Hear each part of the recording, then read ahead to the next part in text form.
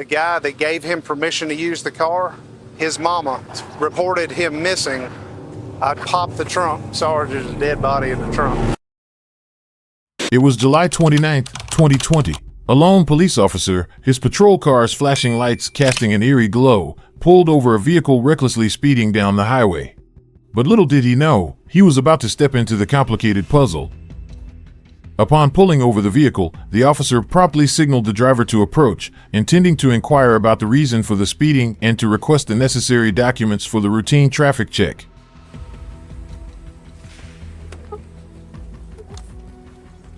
Hey, driver.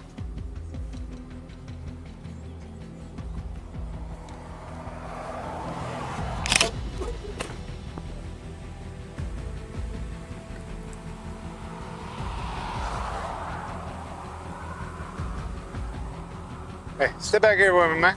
How are you? Hey, good afternoon. I'm Trooper Nielsen, Louisiana State Police. And as he approached, he noticed that the driver, a young man named Mitchell, was not only exceeding the speed limit by nearly 20 miles per hour, but also lacked a driver's license. This traffic violation alone could result in substantial fines and up to 6 months in jail. But what the officer was about to uncover went far beyond a simple traffic ticket. What's your name, man? Michael. Michael what? Mitchell. Michael Mitchell. How old are you, Michael? 18. Okay, Michael Mitchell. M-I-C-H-A-E-L? A-E-L. M-I-T-C-H? E-L-L. What's your date of birth? 1602. Is anybody with you? It's just me. You have insurance? All right, show me your insurance. Whose car is this, man? Your big brother's? You smoking weed today?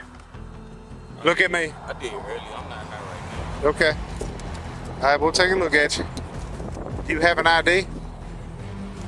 You have any ID? Is there any weed in the car, man? Don't stop.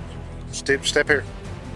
As the officer began questioning Mitchell about his driver's license, he also suspected the presence of drugs in the car. He inquired about any illegal substances and when Mitchell had last used them. It seemed the officer aimed to charge him with more than just a DUI offense. All right. You be honest with me, I'll be honest with you. I ain't looking for no roaches. You hear me? Yes, sir. Is there anything else, man? Yes, sir. Promise. Okay, it's in the ashtray? In that Yes. cup thing? Yes, sir. Anything else? Yes, sir.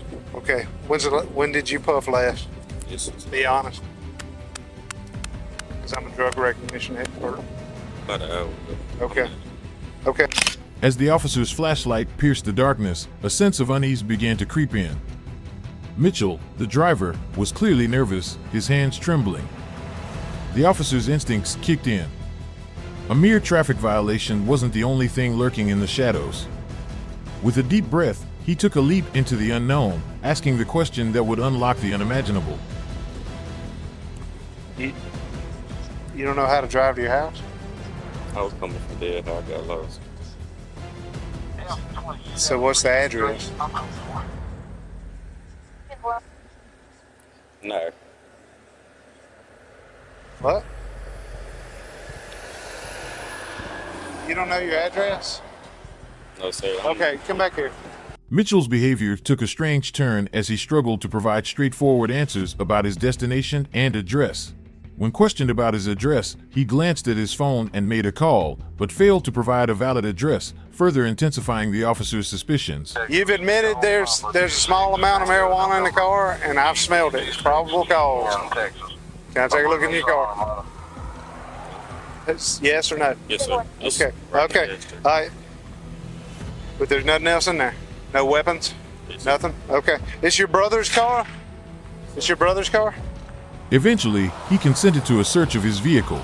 Initially, the officer's intent was to search for drugs, but what he discovered was Hey, chilling and bewildering. Put that phone on that hood. You know, you ain't gonna sit here and be texting behind my back while I'm sitting here in this car. Get on that car.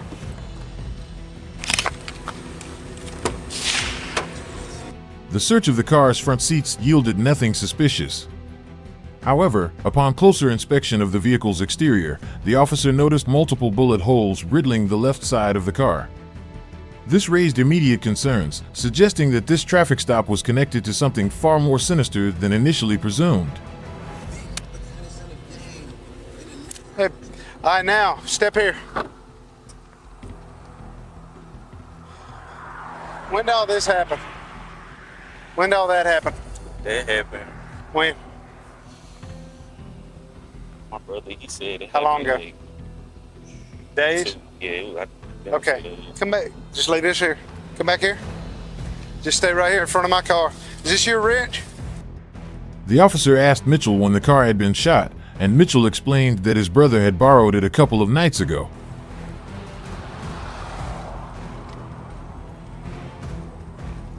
The officer's interrogation took an unexpected turn. He inquired about drug use, his voice edged with suspicion. The air thickened with anticipation, hinting at the gravity of what lay beneath the surface. As the officer examined the car more closely, a sinister revelation emerged. Bullet holes scarred the car's left side, a testament to a haunting past the officer could only begin to fathom. Hey, Jeff. Hey, it's Jesse again. I'm sorry to bother you. I'm here about a mile north. About a mile north of LA4 on LA17. With growing uncertainty, the officer called for backup, apprising them of the bullet-riddled car and Mitchell's inconsistent statements. As the officer checked the car's registration, it became evident that Mitchell had been untruthful about his address and the vehicle's ownership. The car was registered to someone with a different last name, and its documented location contradicted Mitchell's claims. Hold on, just let me run this date of birth. This is an 18-year-old I'm out with. Mitchell. Michael Mitchell. Yes, sir. And he don't even know where he lives. He won't, or he's saying he don't know where he lives. Well, I just making sure. I mean, he's saying he lives down here in Winsboro, but his address is coming back out of Richwood. But Yeah, 41 he don't even know the address down here. But like right behind the driver's side door, there's like 2 or 3 bullet holes in that thing. So he said two or 3 days ago, his brother, the is the name on the car, on the registration, Chandra Henderson. So ain't nothing ringing a bell. Suspicions deepened, prompting the officer to confront Mitchell about his deception. Unexpectedly, a stranger arrived at the scene, asserting that his family had been searching for Mitchell. This perplexing revelation added another layer of complexity to the situation, as the stranger mentioned that the missing person was the same individual who had granted Mitchell permission to use the car. Hey! Okay, give me the phone. Hey, man. Hey, this is good. Sir? Okay, he's not giving that name.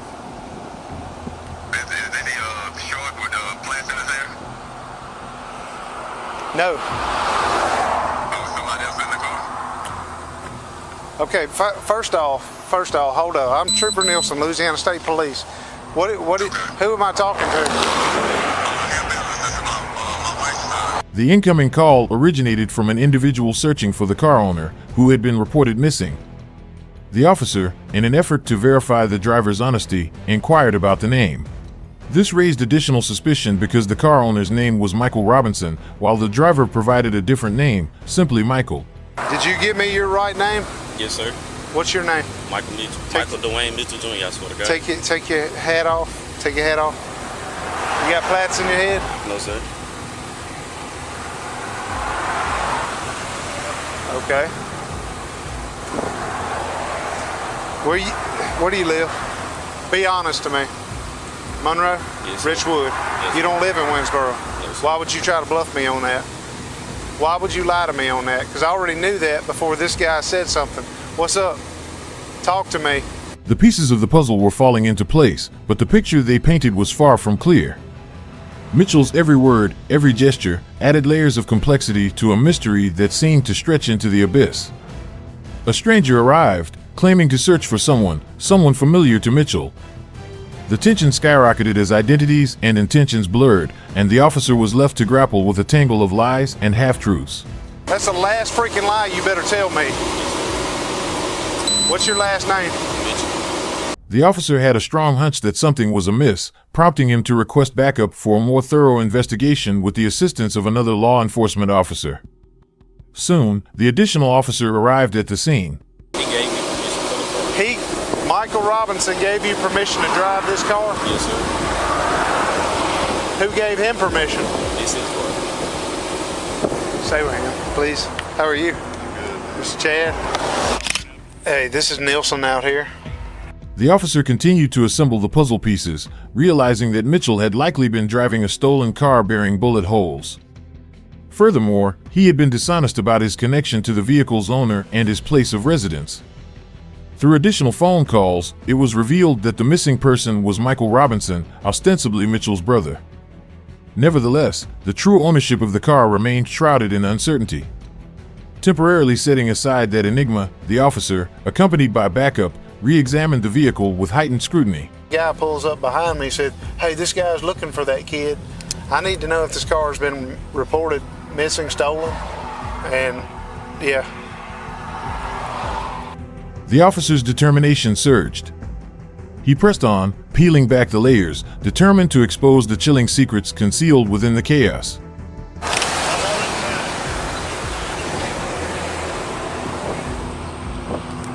Hey, Chad.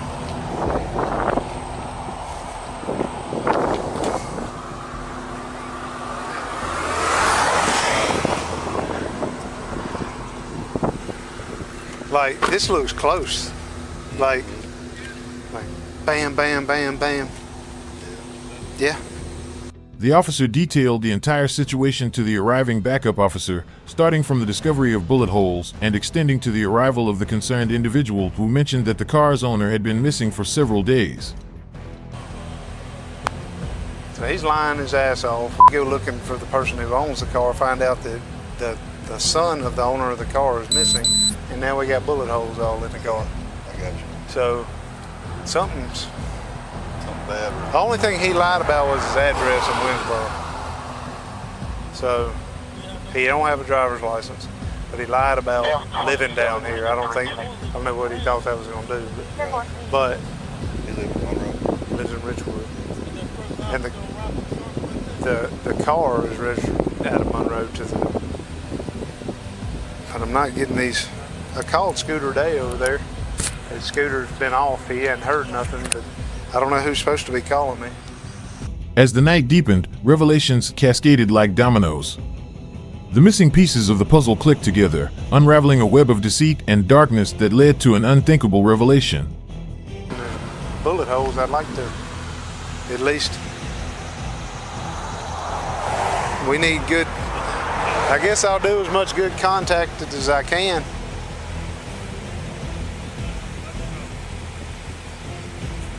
You haven't been in the vehicle. Yes, I just looked in the console, the center console. He had a doobie in the ashtray thing, but I really didn't give it a good look. Right.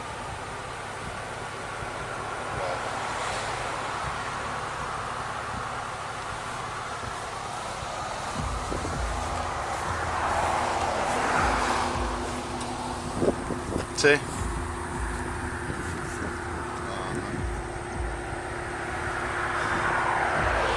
The officer, accompanied by backup, re-examined the vehicle with heightened scrutiny. Upon close inspection, the officer made a gruesome discovery in the trunk, an inert body later identified as Michael Robinson. I'm gonna do the obvious thing I want to do.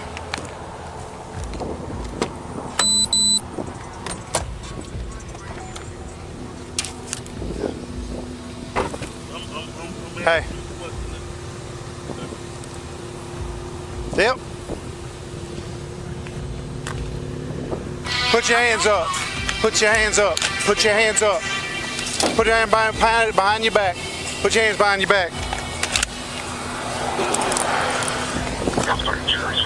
Don't move. Do you understand? Don't move. All the disparate elements of the situation finally coalesced into a horrifying truth. Mitchell had been involved in an armed robbery, during which Robinson had been shot multiple times and then concealed in the trunk. The situation escalated rapidly as the officer arrested Mitchell and recited his rights. Michael Mitchell was charged with armed robbery and second-degree murder for his role in this shocking and tragic crime. Who is who? That's Mike. That's Mike. How did Mike get there? Tell me. It wasn't me, man. It was. Okay. I just hit him. I just hit him, bro. I did. You just hit him? I did. Okay, lock this down. Lock this down. Mitchell is being charged for the armed robbery and the second-degree murder of Michael Robinson. Mitchell is currently awaiting his trial, but is expected to be sentenced to life behind bars. Subscribe now to stay tuned for more spine-tingling stories of mystery and intrigue.